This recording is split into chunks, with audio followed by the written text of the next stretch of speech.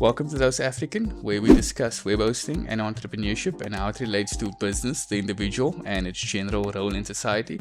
I'm Ashwin, your host, and in today's episode, we've got Heinrich Grove, a tax expert, accountant, and founder of SA Accounting. Heinrich, how do you do?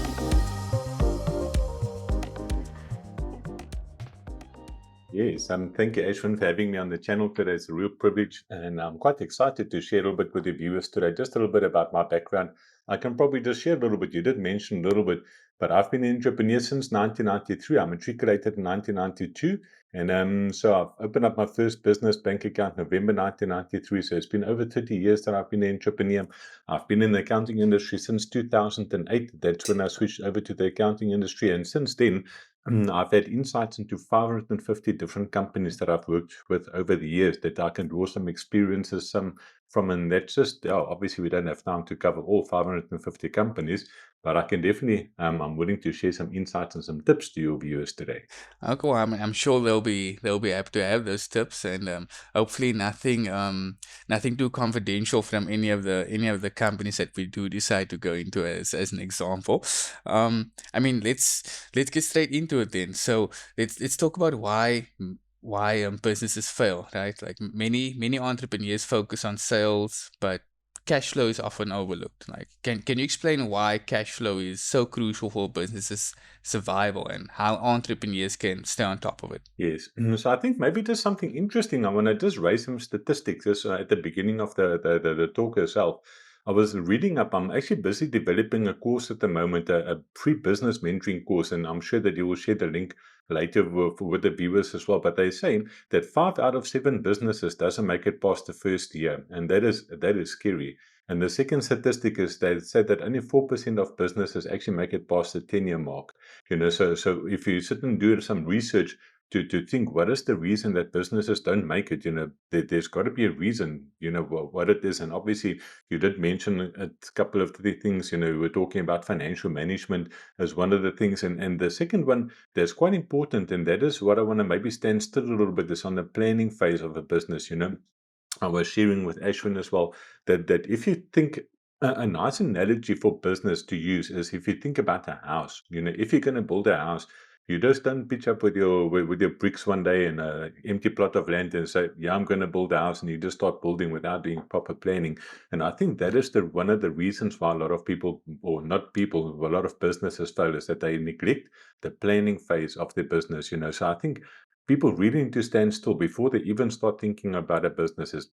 It sounds very generic, but look at a business plan. The series that I'm busy recording at the moment, there's about 13 sections where we just unpack the whole process of what does a business plan look like, what's involved, how do you do market research, how do you competitive research, how do you test your ideas and your products. So there's just a lot of groundwork that needs to be done. It's a similar thing when you want to go build a house. If you decide you want to go build a house next to the river, you're not going to do certain type of foundation. You're going to think of in those conditions, what is the best type of foundation that you have to use. And I think about houses that collapse. What is the reason why the houses collapse? Is because the planning wasn't done properly. So I think that is the same mentality that I'm thinking, that I can see, is that people don't stand still in the planning phase of their business. They just go ahead, register a company, and then they just start doing business, without properly planning the business, what they want to do. I think that's a very interesting take. I think contrary to at least what I've heard when watching. I mean, you watch like different podcasts or segments or snippets of people giving entrepreneurship advice or how they started their business, and like a sentiment I hear often is that the you should just get started. You kind of figure things out as you go. Would you say that's not a sustainable model then? I mean, just like getting started and like figuring it all out as you go, and you work out the kinks and whatever else needs to be worked out as the problem comes. Do you think actually planning, or is there like a bare minimum amount of planning that needs to be put into place before you just get started? I think there's definitely a bare minimum of planning that needs to happen. And I think a lot of situation where people just jump in and start a business is sometimes because they're forced to start. Somebody gets retrenched, let's say for instance, they're a plumber or builder or something like that. The next minute they retrench, they're sitting without work, and they just start advertising to their friends that, listen, I do plumbing work, and all of a sudden that thing starts picking up without doing the proper planning or laying the proper foundations and making sure the structure of that business is in place. You will survive for a while, but eventually, I think if something isn't right, then it's going to catch up with you, and that's one of the reasons why they don't make it. So even if you just think about something like compliance, the tax and compliance issues, I've had over the years many people that come and see me, then they've been running a business at expenses for 5 years, but they never registered anything with the receiver of revenue. They never registered with the Department of Labor, and all of a sudden they maybe get like a labor inspection or something like that, and then they're in trouble. The chances are quite often that those type of businesses eventually have to close down because they didn't lay their foundation properly. So I think you can definitely start a business. I mean, I did my first business that I started. I was also forced into that situation where I lost my job, and I just decided, okay, let's do this, and I got going. And I think obviously that business is still running today, so I'm really grateful for that. But at the same time as well, when I started that business in 1993, I was studying part-time. I was studying cost and management accounting, so I was empowering myself to make sure that I do everything the right way. And um, I think that is the sad thing about a lot of stuff that I've seen over the years as well, is you get people that's technically amazing, the skills that they've got, like welders and builders and plumbers and that type of stuff. But when it comes to admin, they just not there. So sometimes with those type of people, you have to get the right people on board that can help you to make sure that you stay compliant with the receiver of revenue, that you get all your labor stuff sorted out and so on. Yeah, so I think it's important. I think on the one side, you can just jump in and do something, but I think on the other side, there's huge benefit of spending a little bit of time and just planning to think what your business is supposed to look like. Yeah, and this is also a very interesting argument, because a lot of people will start a business out of necessity, and they will run the thing, maybe let's say for instance for about 10 or 20 years or whatever the case might be. But they forget that when you run a business, there's always two reasons why you run a business, especially if you've got an owner-managed business. A lot of people run a business so they can obviously earn a living from it, and they can pay themselves a salary and pay their house and cars and make a living from it. But they forget that one of the most important parts is they're actually building up an asset. And the ideal thing to make sure that when you start with that business, that you've got the structure right. So that one day when in 20 or 30 years from now you decide to sell that business, that you actually have something that they can sell. So I think that is something interesting, because a lot of people, they just want to draw money out of the business, but it's not always the best choice. Sometimes it's good to leave some money there and just to strategically grow your business, so you actually do have an asset one day that you could go ahead and sell as well. Um, I, I just want to follow up on one of the first points you made, or earlier points, is the starting the business out of necessity, right? Because I think that is a, it's a common path or trajectory for people in South Africa, I would say. Um, Especially with unemployment as high as it is, the what would you say is the the soonest you should get a tax expert or accountant on board when you are starting a business? Because I mean, obviously, you're starting, maybe funds are low, or you just getting a core group of people to maybe help produce a product, or transport the product, or the service, whatever the case is. Like, what timeline would you say?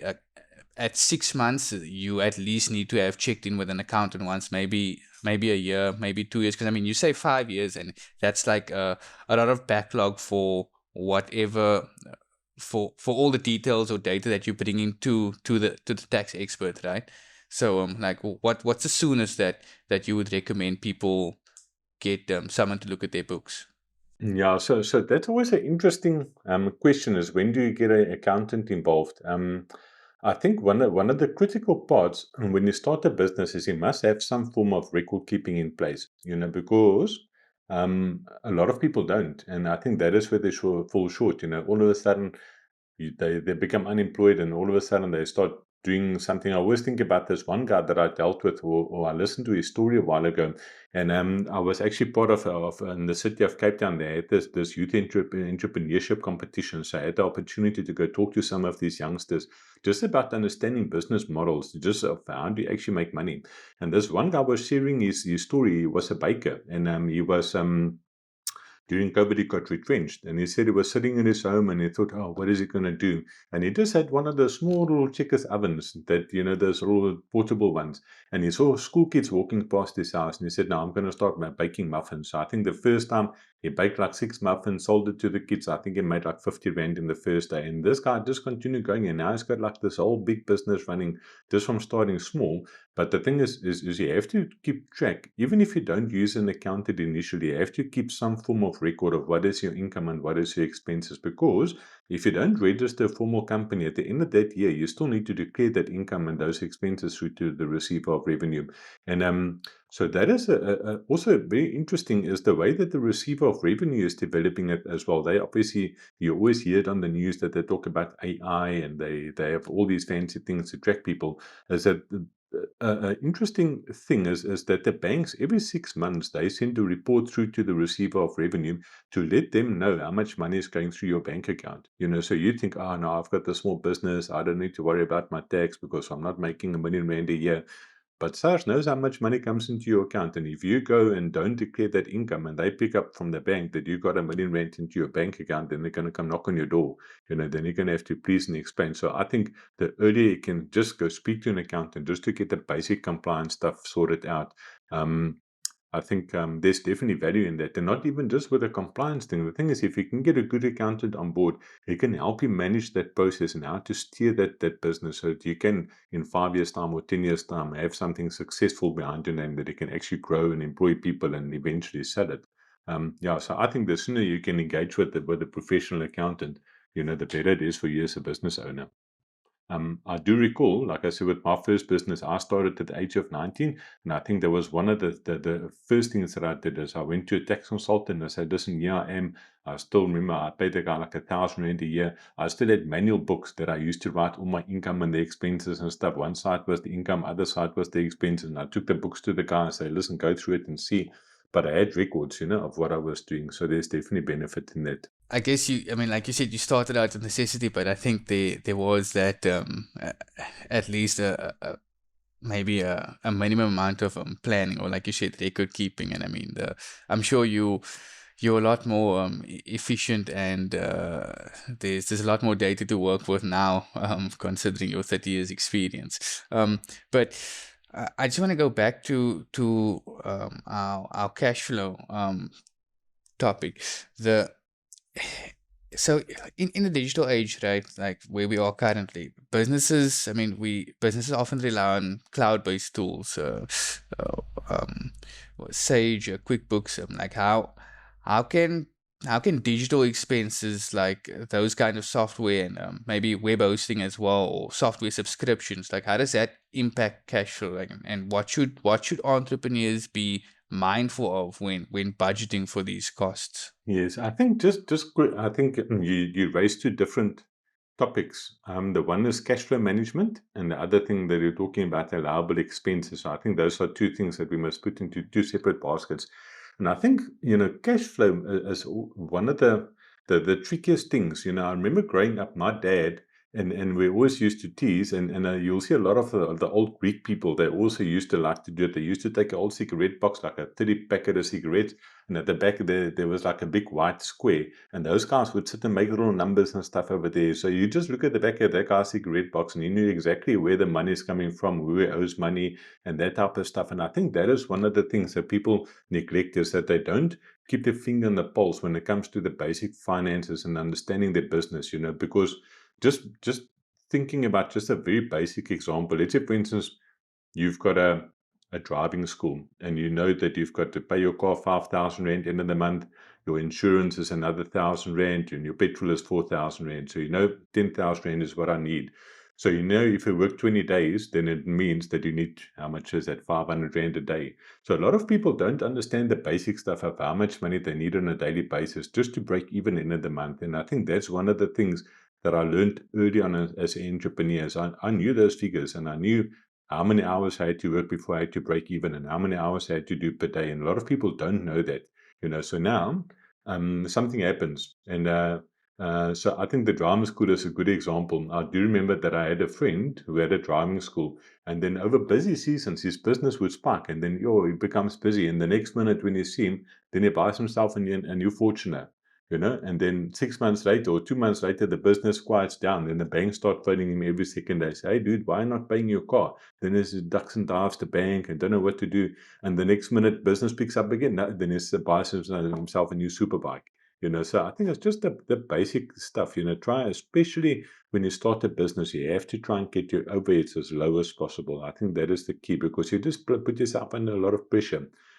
Cash flow wise, if you all of a sudden your business explodes and you see you've got extra 10 or 20 or 30,000 Rand per month inside your business bank account, and the people just go make debt with that. And the thing is, you can't do that.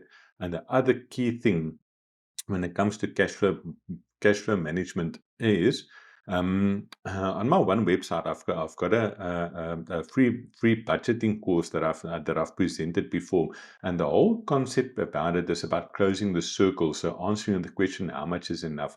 So if you're a business owner, you need to decide how much money you want to take out of that business every month.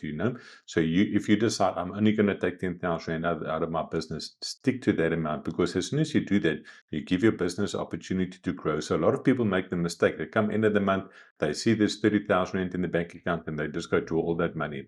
Next month, they come into the business bank account and they say, no, there's only 15,000, and they draw all the money. So then if you do that, you're never going to give your business opportunity to grow. So close that circle, decide how much is enough, and stick to that amount, and don't exceed that amount. Because if you stick to that amount that you decided that is enough for your personal consumption, then your business have the opportunity to grow. So any excess funds that you can then get into your business, you can use to invest into buying more plant and equipment for your business, or invest in marketing and that type of stuff. And then the other question that he had about the hosting fees, and I think the big question that the receiver of revenue asks, and obviously anybody that understands finances, is they want to see whether that expense is in the production of income. So if you can prove to them that I have to incur this expense to produce an income, then the light is green. Then you can allow that thing.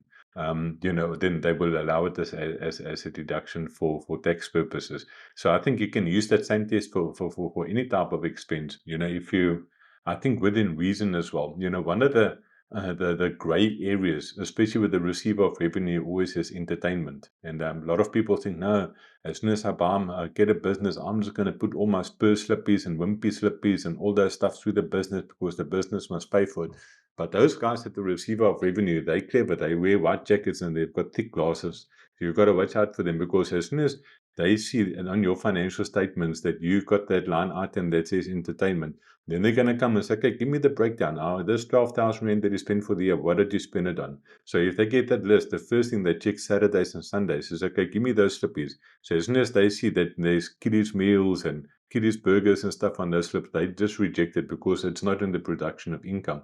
And the scary thing is they can then go back and add back those expenses. So if your taxable income, let's say, for instance, was zero, and out of the 12,000 Rand, they pick up 10,000 Rand wasn't valid expenses, then they add back the 10,000 Rand. They're going to make you pay the tax on the 10,000 Rand. And because you try to put through invalid expense, they can add 200% penalties on top of that amount. So at the end of the day, you'll be paying in tax what the entertainment expense was. So it's always really, really important that, and this is also a tip for business people down there, never, never, never use your business account for personal expenses. As soon as you do that, you've got no control of what's happening inside your business, because SARS, when they do an audit, they're going to ask for the bank statement, and as soon as they see personal stuff inside there, they call it a fraud risk indicator. It's like a red light that goes on for them, because as soon as they start scratching, they're going to find that you're trying to hide personal expenses as business expenses. So don't do that.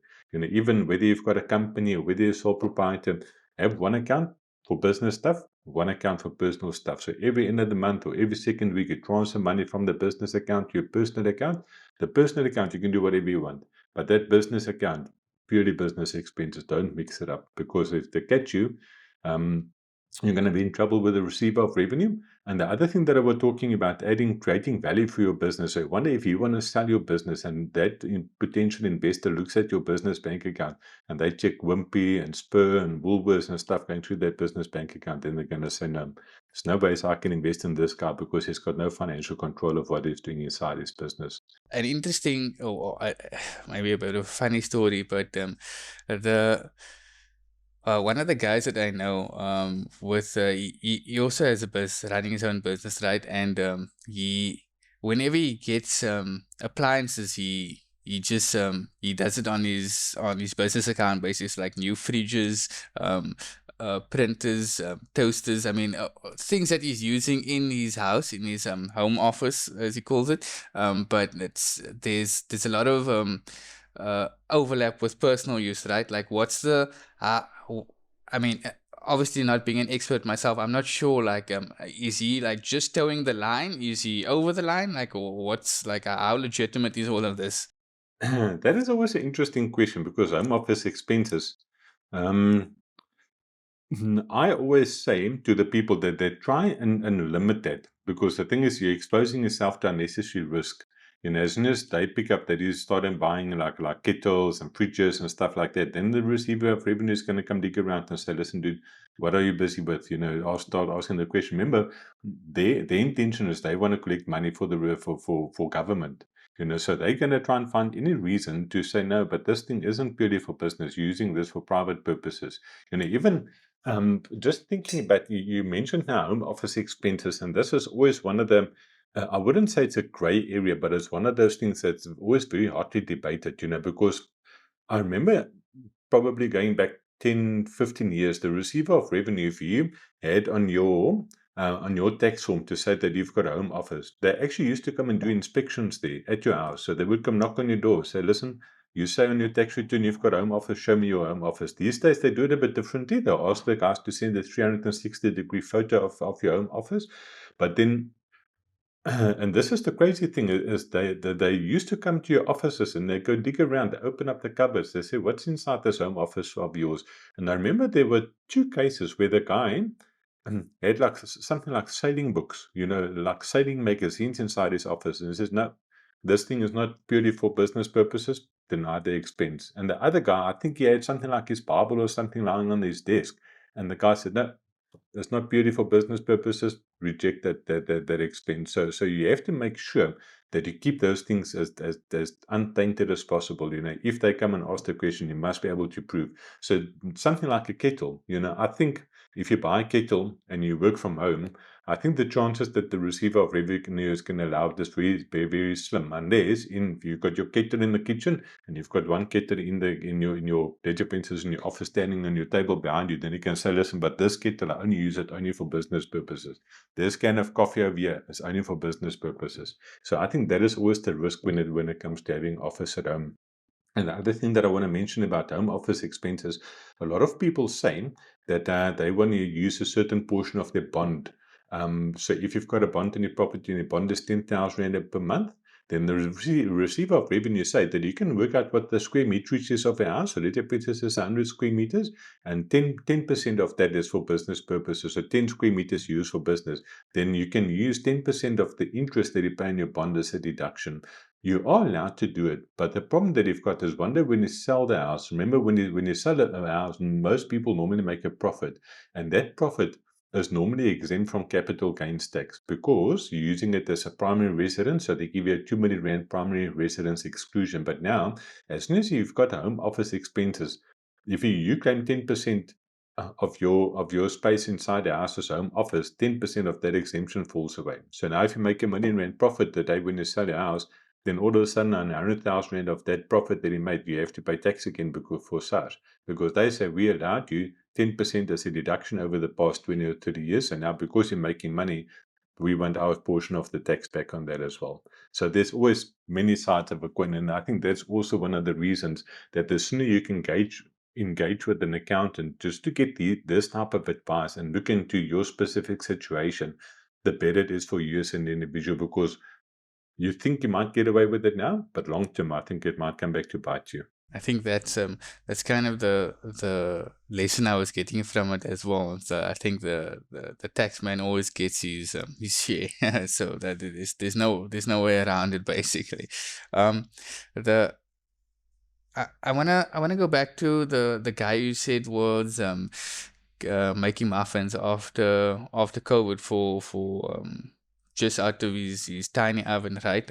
Well, the at least to my estimation, this my question is related to that, and it's like a lot of new businesses, they don't have a clear pricing strategy, or they maybe underestimate their expenses. I'm like, what steps should entrepreneurs take when they are developing their pricing model, and ensuring that they're accounting for all their expenses?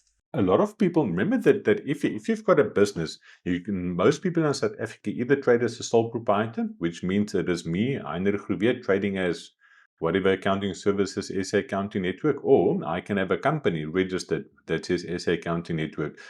So, and the one that's as a sole proprietor is always a bit of a risky thing. But most people, when they start out with businesses, is not always worth it to go register a company, because remember, to keep a company compliant, you're probably looking 10,000 Rand a year for all the tax returns and the SIPSI work and all the stuff that needs to happen just to keep that shell alive, to make sure that that company stays compliant. So all of a sudden, if I decide I'm going to start baking muffins and I'm only going to make 50 Rand profit a day, then it's no use for me to go to register this company to get this big house for this small operation that I'm doing. So I always recommend initially for the guys to start as a sole proprietor. So if you bank with Standard Bank, go open up a bank account with FNB. Then inside that bank account, you put all the money that comes in and out, and you put the money through that account, because you've got a separate record of what's happening inside the business. Now, remember, for individuals, you only start paying tax once your taxable income for the year is more than about 80 or 90,000 Rand per year. So if your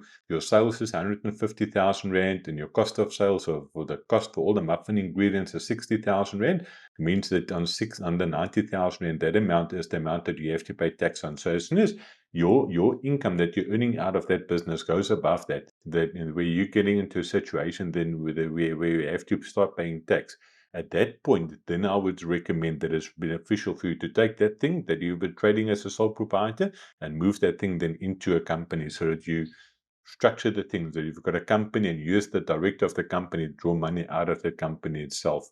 Hopefully that makes a little bit of sense, because a lot of people ask me the question is, when do you register a company? Do I register as soon as I've got the idea, or do I first test the idea in my personal capacity, and once I see it picks up, then I can register the company? And that would be my answer to that question. What steps entrepreneurs should take when developing their pricing models, and to ensure like they're accounting for all this, for all the expenses. I mean, it's I think I guess it goes back to our conversation on planning it, right, and setting up the right structure in terms of like the building and so forth. So I think understanding pricing structures is really, really important. I haven't seen it a lot over the years that people get that part wrong.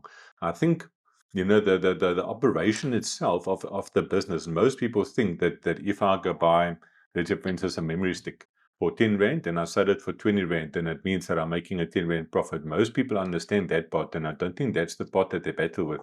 The question is, do you understand what happens with the money after you've made the profit? And I think that's where people struggle, because now all of a sudden you're sitting with a 10 Rand profit, but how do I manage that part of the business? I think that the basic part of this is not a problem. I think it's just understanding the second part. Yeah, but I mean, that's a basic equation. If you buy something for 10 Rand, sell it for 20 Rand, you're making profit.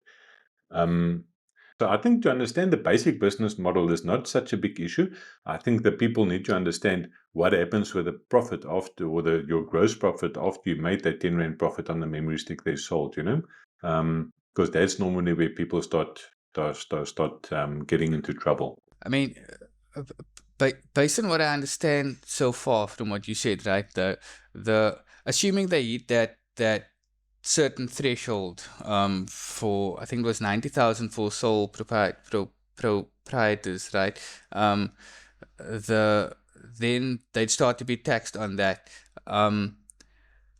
But taking that 10 Rand profit out of the account is not necessarily a good thing either. Like, what would you say is a good general strategy for what should happen after let's say they sold 10 memory sticks?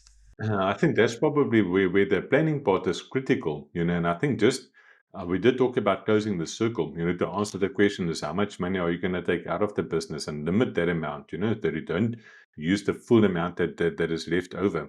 Especially the starting years, I think it's really, really important that you must invest back into your business. And when I started my first business, I was talking about the drama school just now. And my first business was a driving school. So I was a driving instructor. I first worked for somebody else. And then November 1993, I didn't get retrenched. The guy closed his business. So I started my own driving school. And I remember I had to beg my dad and say, come on, Dad, I want to buy Toyota Conquest. We're still the old Toyota Tesla. I've got to start this business. So, he was very hesitant. And I think my car payment on that first car was 960 Rand a month that I had to pay on that Toyota Conquest. And obviously with the insurance. And I think I was charging like 45 Rand an hour. So I knew exactly how many hours I had to make. And, before I could break even. I think this is the crazy thing is for entrepreneurs, for people that's finishing school, you're in the best position to start a business because like me, I was staying with my mom and dad. I had zero overheads. I only had to pay my car, pay my insurance, pay my fuel. The rest of the money by year two, I think 6 months later, I bought my second car cash. A year later, I bought another car cash. I think eventually I had 10 driving instructors working for me. I had 10 cars. We had trucks. We had motorbikes. We had the office and all that stuff. And I think just the reason is I started early and I limited the amount of money that I took out of that business. Any extra money I just saved. I bought tons of cars, just cash. None of those vehicles were financed. They were all bought for cash. And I think that's once again, you have to limit the amount of money that you're taking out of the business. And once again, like I said, I did talk about young people now. I think the younger you can start with a business, the bigger benefit you've got. The thing is, if you're young, you can get away with staying with your parents and eating out of their fridge and using their washing machine and stuff like that. So it means that you probably to make a decent or to have a very lucky lifestyle as a 19-year-old, you can do crazy stuff on 5,000 Rand a month or even 10,000 Rand a month. But now, if you take somebody that's 40 years old or 50 years old and you say to him, start a business, he can't afford not to earn 30 or 40,000 Rand a month because he's got a car to pay, he's got probably a kid at school, he's got a medical aid and all that type of stuff. And all of a sudden, it's a completely different ballgame because the risk is just so big for that guy starting his business. And I think so. The earlier you can start, the bigger benefit you've got. That's just my opinion. Um, the something else that we kind of touched on earlier, or you touched on early on, is people maybe neglecting their so having someone look at their books early on and then kind of getting caught off guard by the taxes or whatever fees they need to pay as things kind of accumulate or as an inspection maybe pops around the corner or something. So like, I mean, how can people stay ahead of these compliance issues and avoid surprises? I mean, I know you said try to see it an expert as soon as possible. But let's say, I mean, again, out of necessity, they started their business. All the time is going into creating their product or providing their service, right? They don't have time to upskill, or they're the only person doing all the work in the company. Like, how can they stay ahead of this, like the one man army type of entrepreneur? Yeah, I think that is a bit of a challenge because quite often they only realize that they haven't done something when somebody comes knocking on their door. I think that is also where they need to try and, I mean, just to keep the finger on the pulse of just seeing what's out there. I think just the basics of running a business. I think there's a handful of things compliance wise. If you don't do this, your business is going to be in big, big trouble. First thing, like I said, just depending on what type of business you have to have a company registered. As soon as you start paying any form of tax, make sure you register a company. Make sure that you open up a business bank account. So that is non-negotiable. You have to have a separate account. I think third thing, you must make sure that you register on e-filing at least. There's a couple of steps that need to happen to get that business onto e-filing. Once you register on e-filing, obviously you can have a tax number. So 3 times a year, there's a return you need to submit. There's 2 provisional tax returns, 1 final tax submission at the end of the year that you need to do. So as a must for anybody that's registered a company, even if you don't have a bank account, you still need to keep that basic compliance stuff in place.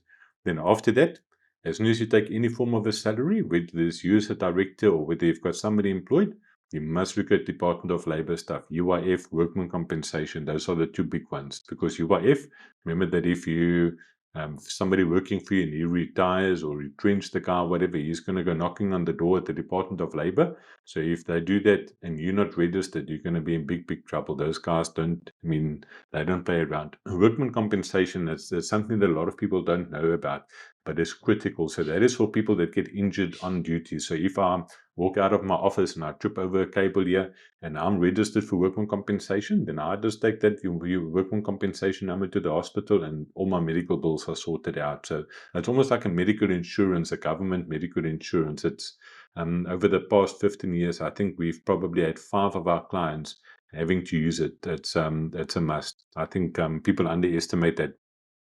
Then pay as you earn. So as soon as you start talking anything about tax, so as soon as you is either you as the owner of the company or anybody that you pay earns more than 90,000 a year, you must be registered for pay as you earn. That's really, really important. And then the other thing is VAT, value added tax. As soon as your turnover reaches R1 million a year, you must register. So if you think about all the stuff that I just mentioned, if you think about a house, what makes a house complete? A house must have a foundation. It must have a floor. It must have walls. It must have doors. It must have a window. It must have a roof. If you don't have those 6 things, you don't have a house, or a complete house. So it's the same with a business. If you don't have those basic things in place, you don't have a proper business. So I think that's why the house analogy works so well. When it comes to business, just to have the basic compliance stuff in place. I mean, just listening to that list, it's the at least from my experience, I'm not sure I'd be capable of doing any of them. So, I mean, the if I were to start a business in the near future, I definitely need to get an accountant or at least a tax expert to help me through all of those. I mean, I it's based on how you worded it, right? There's it's I mean it's compulsory, and to think that the reality is that a lot of people they don't know about it, or they aren't complying with that. So I mean it's it kind of it feeds into that stat I would say that you mentioned at the beginning of the podcast, where it's 5 out of 7, I think it was, businesses fail. And maybe that's not the sole reason, but I'm sure that definitely contributes towards it, the something something I was wondering is like I mean, from an expert's point of view, right? Like, what would you say are the the most common tax mistakes that entrepreneurs make? Like, maybe out of those 6 that you mentioned now, that's a requirement that they need to kind of address. Like, what are the yeah, the common ones, that the common mistakes they make, and like how can they address them proactively? I'm sure seeing an expert is the obvious choice, but there's no kind of quick solution that they could maybe do from their own part, would you say? I think some of the biggest mistakes is that people delay, they wait too long. So all of a sudden, 5 years later, all of a sudden you get a phone call from the receiver of revenue and they say, listen, where's your tax returns for the past 5 years? And you haven't even thought about it because you're too scared to start with it. I think that is one of the biggest mistakes that I've seen. And I think probably together with that is a whole big can of worms that goes hand in hand with if you delay stuff. So the sooner you can start getting these things in place, the better it is for you as a business owner. And because let's say, for instance, you've got a business that's 5 years old, you haven't done anything. Now all of a sudden you go to an accountant or a bookkeeper, say, listen, get this stuff in place. And now you see that 4 years ago you already started exceeding that R1 million threshold. So you should have registered 4 years ago for value added tax already. If that happens, the receiver of revenue can backdate your registration to 4 years back. Then all the money that you received for the past 4 years, they're going to say pay over that money over to the receiver of revenue. So I think the earlier you can start, the better. The same with salaries, because people don't keep record. Let's say, for instance, you waited 5 years, and now all of a sudden, 4 years ago, we see that you started drawing 300,000 Rand or 400,000 Rand or R1 million out of your business, but you never paid a cent tax over to the receiver of revenue. Now all of a sudden you're going to sit with a tax bill of 3, 4, 500,000 Rand that you have to sort out. So you mustn't be ignorant about this stuff. The sooner you can start getting these things in place, the better. And I think something that I want to mention here as well quickly if you listen around on the news, they always talk about the formal economy and the informal economy. So I think a lot of guys sitting in townships and stuff, or people that's got very, very small businesses, they've got informal type of economy. So they operate in that area. And you can survive. I mean, you can make a living from that, washing cars on the corner of your street or something like that. It's not a formal business. But as soon as you want to start making a sustained living out of it, then I think that is where the wheels start falling off. So I think is to move the people, and I think from government there's been a big drive to try and transform some of those guys that operating in the informal industry to move them over to the formal. Because where it becomes a problem is let's say, for instance, if you want to buy a house. And you go to the bank, and the bank says, okay, give me 3 years financial statements, give me a tax clearance certificate, show me your tax returns. Now, you might sit with R1 million in the bank from informal business, but if you don't have your compliance stuff, they're not going to help you. So I think it's always important just to differentiate between the formal and the informal economy as well, because I think the informal economy in South Africa, I think, is huge. People underestimate how much money people are making in that economy. What kind of penalties would someone who accumulated let's say, a decent amount of, well, let's say R1 million from the informal business, what kind of penalties would they be looking at if they suddenly decide to, let's say, purchase a house of 1.5 or something? So if you've got a business, let's say for instance, you make R1 million turnover a year, and you've got 500,000 rand worth of expenses, and you're sitting with a profit of 500,000 rand, on which you're going to get taxed if you're trading as a sole proprietor. Um, mm, they have various types of penalties. So the one is for late submission penalties. So if you submit your returns late, then there's a penalty for that. I think it is a fixed amount, but then let's say, for instance, it comes out that you've got a tax bill of 200,000 rand and you haven't paid that tax over to the receiver of revenue, then there's a second penalty that comes into place as well for not paying provisional tax. So I think that penalty is normally about 10% of the amount that of the tax that's due to the receiver of revenue. And then they start running interest. So if you were supposed to submit your return 4 years ago, and your tax bill then was 100,000 rand, let's call it 100,000 rand, they add that 10% penalty, now it becomes 110,000. Then they charge you interest from 4 years ago up until today. So all of a sudden, that tax bill of 110,000 rand now becomes 150,000 rand because there's 4 years worth of interest that they add to it. So I think from a risk perspective, sole proprietors, there's a lot of people who start out with it, but it's important that you must make that change. If you see that your business is becoming established, to register in a company, because with a company, you still have to a certain degree a bit of a back door where you can get out of the sticky situation. Let's say, for instance, you've got a company, and all of a sudden you realize, oh, the wheels are starting to fall off. You can go to the court and get a lawyer to help you to apply to get that company liquidated. So what would happen is, if you've got 100,000 rand worth of assets inside the company, but you owe your suppliers and you owe the receiver of revenue 500,000 rand, and you go through the liquidation process, and they say, listen, guys, we've only got 100,000 rand. We have to pay out 500,000 rand. So each person only gets a certain portion. They get 20 cents or 20% of what you owe them. But as a sole proprietor, you don't have that back door.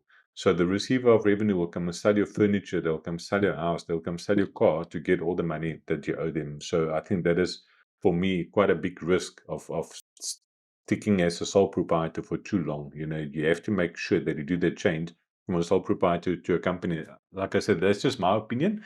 I know of people that trade as sole proprietors that's got huge businesses and they're doing it successful, and there's no risk for them, but they have all the structures in place to make sure that they stay compliant with that, because if you don't, you might run into trouble with the receiver of revenue. Yeah.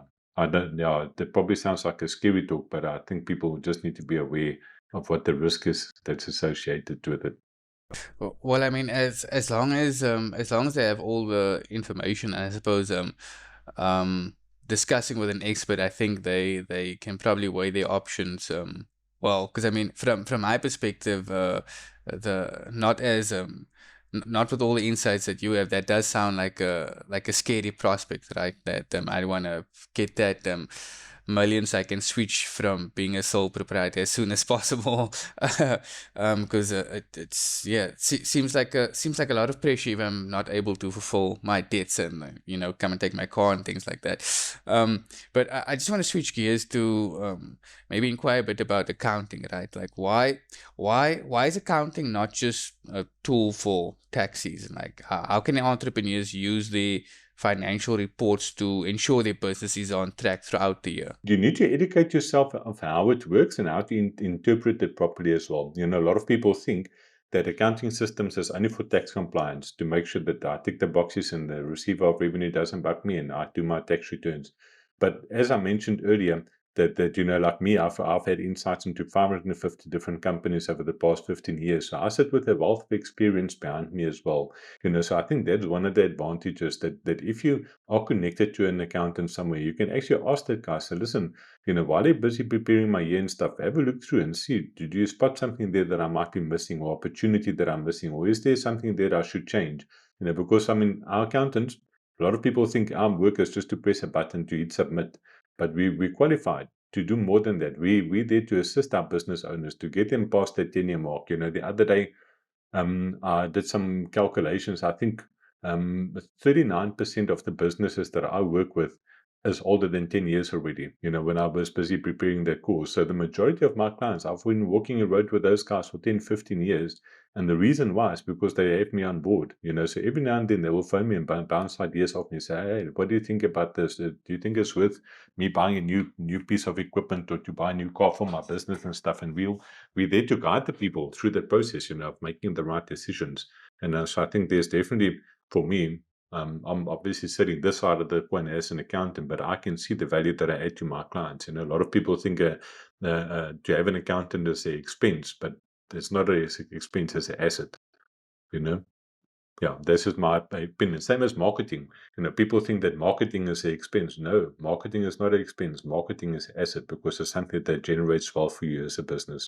How can entrepreneurs use accounting data to make smarter decisions about when to hire and when to expand or when to cut costs? I mean, this kind of ties into what we were talking about earlier on with how much money you should be keeping in the business or reinvesting, and how much you should potentially be taking out, if anything. Yes, I think once again, I want to go back to that sample that I that was talking about, or the principle about closing the circle. I think as soon as you do that, you've got some control of what's happening inside your business. So if you just think about using financial data to make decisions, they always, well, not they always, there's a nice analogy where the people talk about a ship, where a ship has got an engine room and it's got a bridge. So if you think about the two different places inside a ship, so a lot of entrepreneurs get stuck inside the engine room, so they never ever get, or not never ever, but they don't spend enough time on top of the bridge of the ship to set direction for their business, to decide where they want to go to. So for you as a business owner to grow your business, you have to get out of that engine room. You have to get people next to you that you can start delegating some of your work to, so you can spend time on top of that engine or on the bridge, so you can start setting direction for your business. And I wanna quickly just pause here and talk about a friend of mine who had a business, a biltong business, and so he started out originally, I think he bought like one piece of biltong, he stayed in a tent somewhere, or he bought a piece of meat. I think he made his first piece of biltong and it actually went fruit, and he had to go buy another piece of biltong, and he sold it, and eventually he started doing markets, I think on Saturdays, and eventually, I think inside his garage, he put up a little bit of a factory where he was producing biltong, and eventually he actually got like a big commercial place. They've got a factory around the corner here, and I think at the moment they're probably pushing through something like 5,000 kilograms of meat a week that they produce, or that they use at their factory to make biltong with.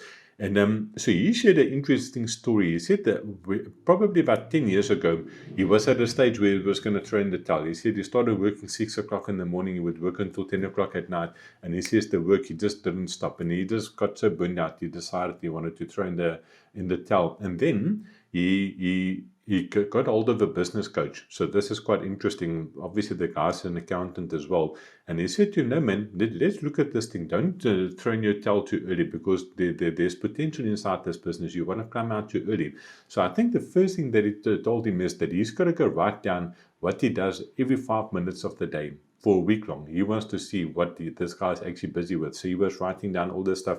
And then after that week, he went back to the business coach and they started analyzing what he's keeping himself busy with. And he says that he's doing the work that all the people that he's paying people to do. So somebody will be cutting meat and the next minute they're not sure how to do something. They will call him and say, listen, come show me how to do it. Then he'll cut the meat for the guy. Then start battling with the packaging and then he's got to go do the packaging for the guy. So he said at the end of the day, he was just doing all the other people's work. So then you could start pinpointing those things to say, listen, but I need to dedicate the stuff, So if I want to get my business to grow, I've got to get out of that engine room and I've got to get onto the bridge so I can start setting direction. So I think that is where financial data starts playing a role as well. So you can look at the trends and see what's happening, where the demand is, where you want to grow your business to. Otherwise, if you think about a plant, like a tree, any plant, if it doesn't grow, it means it's dying. And a business is the same thing as well. If a business isn't growing, it's going to die. It can either go up or down. It can't stand still. So I think you need to look at that financial data to make sure that you make the right decision for your business. What do you think? I mean, I think it's pretty interesting, right? Because I've never had a business of my own, really. So I suppose I can't speak to it from a personal experience, right? But my thinking is that the on some level you do want to be aware of what's not aware, but also maybe capable of doing some of the tasks that's happening in the engine room itself, right? Because I mean, like, obviously when he started, he was the one cutting the meat and packing it and spicing it and basically doing the entire procedure, right? And as it scaled, he got people to do different tasks. I mean, he was still kind of involved with the engine room activities, even as it scaled. Maybe he wasn't needed there per se, but that's where he kind of put himself, right? And I mean, I think on some level you do need to know what's happening, at least touch on the different aspects of each part of your business, just so you're aware of how things need to be moving or how things are operating, or just to have a better understanding of what value, if any, people are providing in their specific section of the engine room, right? That actually brings me to my question is like, I think I kind of asked or hinted at this early on, but like what's the lowest level of accounting or tax knowledge that an entrepreneur should have, just for themselves, right? Just to kind of have a surface level understanding of things. Because I mean, obviously, like, we'd ideally want to reach out to someone like such as yourself, who's an expert, who can kind of help them through all of these things. But like, what's the basic level that they should know? I mean, maybe they should know about filing their taxes once a year at least, registering for pay, maybe a couple of other things. Like, what do you think? Yeah, I think probably the very minimum basic understanding of accounting is you need to know how to make money. If you know how to make money, the rest will follow. I think, I was talking a bit earlier about the guy with the cigarette box, the old Greek people that used to write on the back of the box, they can see beginning of the month, I had 10,000 Rand, I got in another 10,000 Rand, I spent 5,000 Rand, I've got 15,000 Rand. So you need to understand the basic business principles of how to make money. That's once again the thing about how to use financial data to make decisions. So if you've got a business, and obviously any business will go through phases where it grows, and then it might go down a little bit, and then it starts growing again. So if you are spending what you're getting in, and all of a sudden your business turnover takes a bit of a dip, but you keep on spending the money that you used to spend, and you don't watch the financial data, then eventually you can run out of money. So I think that is where it's critical that at least once a month you must just have a look and see what happened last month. How much money did I get in? How much money did I pay out? Do I have more money now than I had the previous month? So you just become aware of those things, because if you don't, then you can't make the right financial decisions, And especially we all went through COVID, when we know what business was like there, and people had to make very hard decisions, to let people go and retrench people and all that type of stuff. And I think a lot of people's businesses survived now, or are still surviving today, because they had to make the tough decisions when they went through COVID. And once again, if it wasn't for financial data, they wouldn't be able to survive, So I think that's critical. And then the other thing that you were asking. What did you ask again? The last question. Sorry. Sorry, no, it was just basically trying to find out like what how entrepreneurs can use accounting data to make smarter decisions about when to hire or when to expand or when to cut costs. Yeah, so I think that that example of COVID is a very good example about that. And I think, yeah, so once again, you have to understand the operations of your business, of how do you actually make money, because I think that will determine whether it's the right time to employ somebody else or not, and obviously the demand for your product as well. Now I'm thinking back to the days when I stood at my driving school as well. I started working as a sole person. I only had one car to pay off, and all of a sudden I said, listen, but I've got more work than what I'm capable of. I have to start sending work away to other people. And then I said, okay, but now I've got to make a plan, so obviously from word go, I was saving for that second car, bought the second car cash, put a second instructor onto that car, and then we saw, okay, but the demand is still growing, so we just kept on pushing as long as the demand was there. So I think, once again, like I said, because my overheads at that stage was quite low, I could actually almost like undercut a little bit in the market itself, because I didn't have a house to pay and a rent to pay and kids to support and stuff. So I was making money. So that was good. So I think it's difficult to say when you should expand, but I think it's something that is demand driven. There's no use to expand if there's no demand for your products or services. And if there's a demand, then go for it and grow. But I think it's also important to recognize the different seasons that a business goes through as well. What about if we shift away from growth in terms of expansion per se, but let's say we using your friend who had his biltong business in the beginning, right? Let's say he was cutting all the meat by hand, and then he's the demand is kind of the same. Let's say he creates biltong for 100 people each week, right?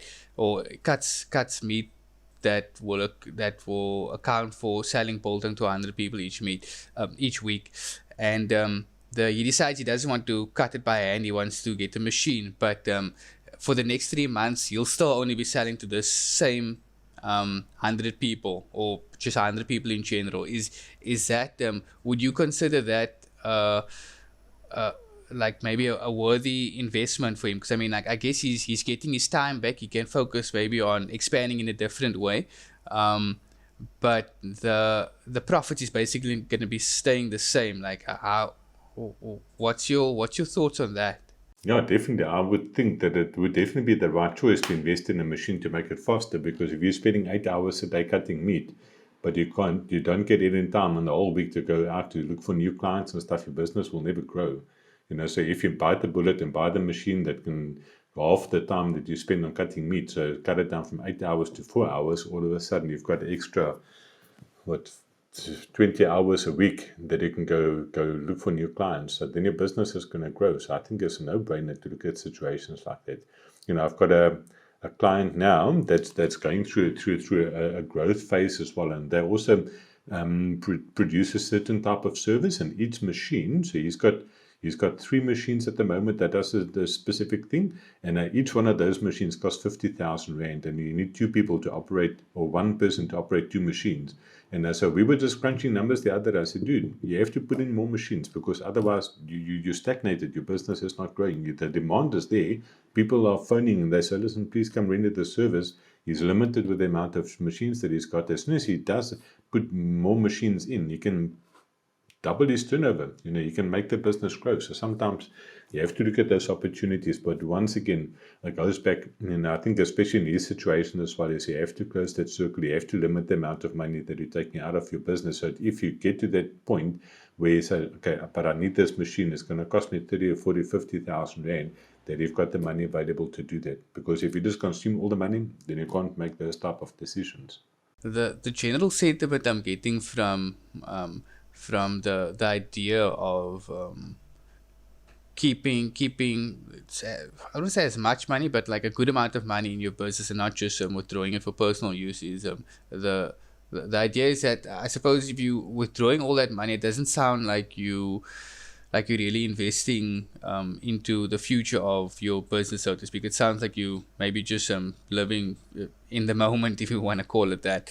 I mean, which doesn't sound all that sustainable. I mean, especially like if you use like um, kind of scenarios where the sales or maybe profits fluctuate from month to month or from season to season. Like let's say maybe you a hiking guide. I mean, during the winter months, you're obviously not going to be making as much money than the summer months or when it's tourist season or whatever the case is. But I want to move on to getting some practical advice for new entrepreneurs. Why is it important for new entrepreneurs to bring on an accountant early? Like, how does an accountant help with their long term business growth beyond just tax filing? I think uh, there's got to be a mind shift from an accountant only being to a person that keeps you compliant with the receiver of revenue, that keeps you out of trouble, to make that mind shift to say, but your accountant is actually an asset. He's somebody that's got years and years of experience of what business must look like, how a business must work, what to be able to spot things that's working right and things that's working wrong inside a business. And if you can tap into that part of an accountant, then like I said, it's not an expense anymore. Then that accountant becomes an asset for your business. And I think so I think it's really, really important that you get the right person on board. I think there are a lot of accountants out there that are only interested in compliance work. Pay me R1,000 and I press the button, we get the thing in and it's done, and no such is not going to phone you. But there are people out there as well that's really got their clients' businesses at heart that want to see those guys prosper, to make sure that their businesses grow to the full potential that they can grow to. And I think, but I mean, any accountant generally is more than willing to share some of their expertise and give their opinions of what they see inside a business. Yeah. For new accountants, newer entrepreneurs, guys just starting out, maybe they're making less than 100,000 a month in total sales, maybe even less than 50,000. Maybe it's an informal business, right? Or what is that? What is the term used? Informal economy. Yeah. So like with as many cloud accounting tools available as there is now, like how can entrepreneurs, especially the new ones, choose the right one for their business? Like what should they be looking for to track their finances easily? So I think when it comes to tracking finances, there's different platforms that you can use. I'm just thinking just out of experience. I think that obviously the old system is a paper-based system where you keep a bookie back of a cigarette box or something where you can write down how much money you got in, how much money you paid out, how much money you got in the bank. So I think that is very entry level. After that, you would probably go look something to keep just even if it's just an A4 book where on the one side you write money coming in, other side you write money going out, so you can see end of the month whether you made a profit or a loss. And then I think as soon as you start looking at something computer based, then you can the very basic stuff is probably working on something like an Excel spreadsheet, where you put the dates of every single day, say how much money you got in every day, and the other side you list your expenses and what those expenses were for. And that's more than sufficient for a small business that does 50,000 Rand a month. I would say that if your business's turnover is up to about 85,000 Rand per month, then something like that can still work. But as soon as your business's turnover goes above 85,000 Rand a month, it means that you must be registered for VAT. So then a spreadsheet or manual paper system is not sufficient. You have to look at something like Sage Accounting, Zero Accounting, QuickBooks, something like that can help you with the processing of the VAT side of things, because that's when it becomes complicated. If you start looking online systems. I think a lot of small businesses out there use a platform called Zoho Books, which is really, really nice. It's a very basic thing. I don't think I heard rumors that they might be withdrawing from South Africa, but you can still register on it. You can use it to send your clients invoices and stuff like that. It looks very professional. That's perfect. You're just very limited to what it can do, because I do remember seeing something that they want to draw out of South Africa. So a lot of functionalities that the bigger accounting packages in South Africa has is not available on that system. So you can probably also use that maybe until you reach about 80,000 Rand per month. But the thing that you can do there, you can basically use it for invoicing and keeping track of your income. You can note expenses as well, but it's a little bit tricky because there's one part of it that's not available in South Africa, where as soon as you start going over to paid packages, so stuff like Sage accounting. I'm a big Sage man. I think on my YouTube channel, I probably have about 30, 40 videos out on Sage. And I think that's still my go-to package that I recommend for most people that are starting up businesses, because on that thing, there's so many things you can do in it. You can send quotes, you can change the quotes into invoices, you can send your clients has got a customer zone where they can log into your system to see which invoices you sent them, which quotes are there. They can pull their own statements, they can look at their payment history. So you as a client has got your own place on my accounting system to see what is the history. Did I maybe miss a payment or something? So there's a lot of functionalities for you as the business owner working with Sage. As you link your business bank account to that Sage accounting, and all the transactions pull through automatically onto that thing. So every month or once a week, you just go through the list and say, this was for fuel, that was bank charges, this is your telephone, this is your internet, this is for HostAfrica, for my internet hosting package that I've got. So you can just go do this allocations, and even got the functionality where you can say bank rules to say that every time that package sees this description on my bank statement, you must remember to put it in bank charges or into hosting or whatever. So it does 99% of the work for you. So the only thing that you basically have to do, if it's set up properly, is to invoice your client, press a button, the invoice goes out to them, they make the payment. As soon as it pops up on your bank, you just say, this is the customer that's paid, this is the amount that paid. So in terms of time, a lot of people think that is a cost, that it's going to cost you 400 Rand per month. But if you think about the time that it saves you, if you have to go do that process manually, to sit in Word document, create your invoice manually, and then you have to email it to the guy, asking for a payment. As soon as it goes there, you have to create a statement manually. If you think about the time that you're wasting doing that stuff, pay Sage 400 Rand a month. Let them do the heavy lifting for you. So it's just so much easier. There's so many different things. And I think probably the next level above that is if you start looking at packages like zero accounting. That is brilliant, but I think it's more geared towards bigger businesses. A very flexible package, and you can plug a lot of things into that package, like all your cloud, like your online shops and all that type of stuff. It's very easy to integrate those systems with Zero, where Sage can also do it, but it's got some limitations in the features that it's got available there. So I think we covered the wide variety now. So from people who's just starting out with a business, basic pen and paper thing, to maybe looking at something like a spreadsheet if you've got a computer, to looking at something like Zoho books, so at least you can send nice invoices and stuff out, over to some paid packages like Sage accounting, and then obviously on the further end to look something like a Zero. And I think, just standing still again on the cloud accounting packages. So the nice thing about those is that for me as an accountant, they can add me as a user to their system. So I don't need to phone you every week and say, listen, Ashwin, send me the reports. I've got to do this. I want to see what's happening inside your business. When I log into the back end, I can see all my clients who's on Sage. So today I can say, I'm going to look at Ashwin's business. I pull the income statement quickly. I phone you and say, Ashwin, why did you spend some money here? Why did you do that? So it gives the accountants the ability to look at live reporting on what's happening inside the clients' businesses as well.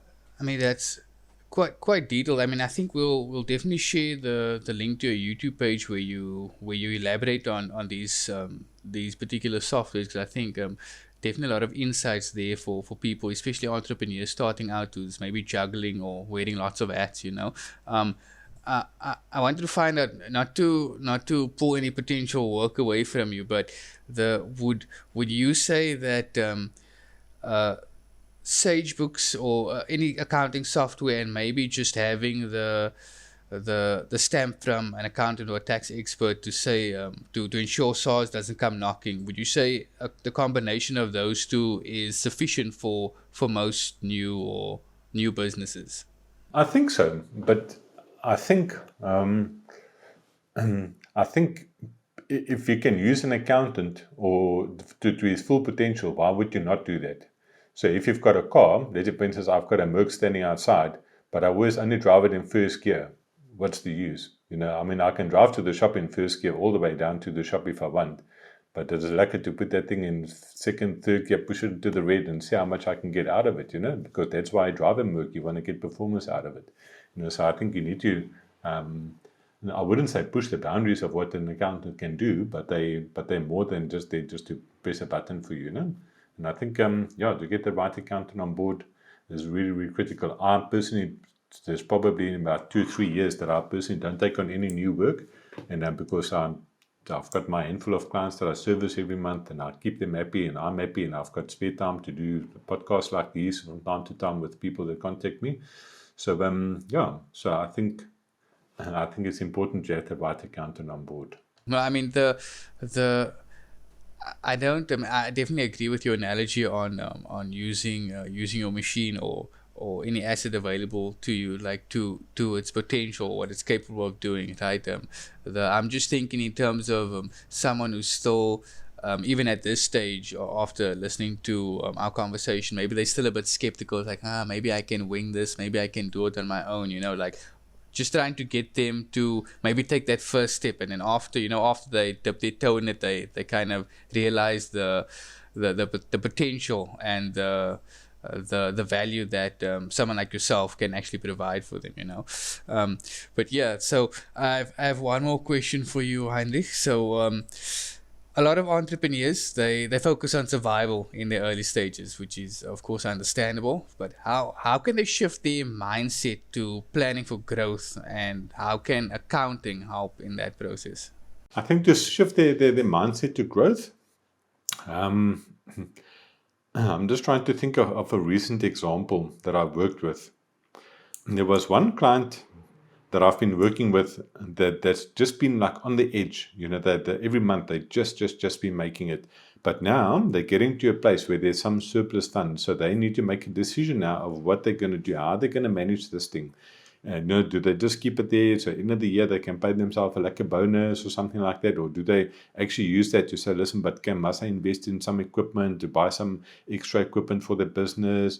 Or what is the best route or the best use of that potential money? And I think in accounting terms that they talk about the opportunity cost, that you have to decide, because money is a limited resource. You only have a certain amount of money, but where's the best place for you to spend that money? Do you spend it on a bonus and you can have a lucky December holiday, back January you're just back to what you're doing now? Or do I go and invest that money into some form of equipment? Let's say, for instance, like our example of the guy that was cutting the meat. If I get myself a machine that's going to save me 4 hours a day, then that might be a good option to do. But I still think that is a good option to do. I'm not saying don't do it, but I think one of the investments that people don't, and they don't understand the value of that investment as marketing. I think from all the people that I've seen over the years, of people that's got a business that survives to a business that thrives, as marketing is the thing that makes a difference. And I just want to use one example. So like with my accounting practice, I only work with clients with a turnover up to about 10 million rand a year. And so as soon as the business gets there, then I normally hand them over to people who's higher qualified than me, like chartered accountants or auditors, so they can run further with that client, because I see myself as a GP, so I know a little bit about everything, but I don't specialize in a specific area. So if you go to a doctor and he sees something funny on your skin and he's not sure, he's going to send it to a specialist, and that guy's going to say, oh, this is skin cancer, let's cut this thing out. You're not going to think your doctor was a bad doctor, that he didn't know how to treat it. You're actually going to think he's a good doctor because he sent you to the right person that can analyze that thing. So there's the same with accountants as well. And that's why when people become too big, I pass them on to auditors and chartered accountants, because they specialize in big businesses. So what I want to get back to about the example that I was talking about now, that specific client of mine, so this is very interesting, man. And so this girl has got a business, and like for 3 years in a row, she doubled her turnover. The 1 year turnover was 2 million rand. The next year, 4 million rand. The next year jumped to 8 million rand. The next year jumped to 16 million rand. And when I looked at this, I thought, what the heck is this girl doing? How is she getting that right? And when I looked at the first year, when her business started jumping, the first year she spent 120,000 rand on marketing. And then I saw that the next year a business jumped from 2 million to 4 million rand turnover. Then I saw the next year she spent 240,000 rand in marketing. A business jumped from 4 million to 8 million. The next year she spent 360,000 rand on marketing, and a business doubled to 16 million rand.